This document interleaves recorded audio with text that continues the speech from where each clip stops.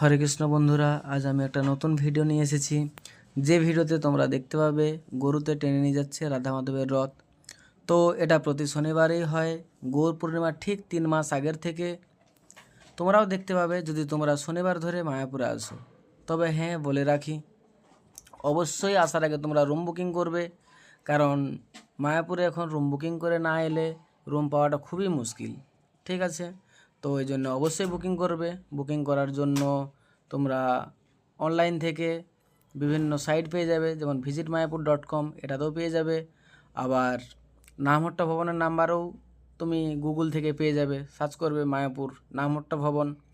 ঠিক আছে, তো বুকিং করে এলেই সবচেয়ে ভালো, না হলে অনেক খুঁজে খুঁজে রুম নিতে হয়, অনেক সময় পাওয়াও যায় না।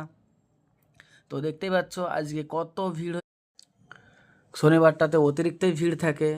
আর গৌর পূর্ণিমা উপলক্ষে কত সুন্দর মায়াপুর সেজে উঠেছে লাইটের দ্বারা, সেটা তোমরা দেখতেই পাচ্ছ। আর আরেকটা কথা, এখন কীর্তন মেলা শুরু হয়েছে, এর জন্য মন্দিরের ভিতরে খুব সুন্দর কীর্তন হচ্ছে। তো এটা থাকবে এখন 2 থেকে 3 দিন, তারপরে কীর্তন মেলা কমপ্লিট হয়ে যাবে।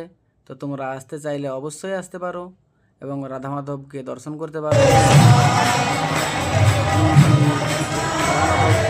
মন্দির দর্শন করার পর পাশেই গৌরাঙ্গ মার্কেট আছে, সেই গৌরাঙ্গ মার্কেটে তোমরা ভিজিট করতে পারো। সেখান থেকে বিভিন্ন প্রসাদ গ্রহণ করতে পারো, অনেক কিছু কেনাকাটার আছে, কেনাকাটা করতে পারো। তো ব্যাস, আজকে এইটুকুই। আবার পরের ভিডিওতে দেখা হবে। হরে কৃষ্ণ।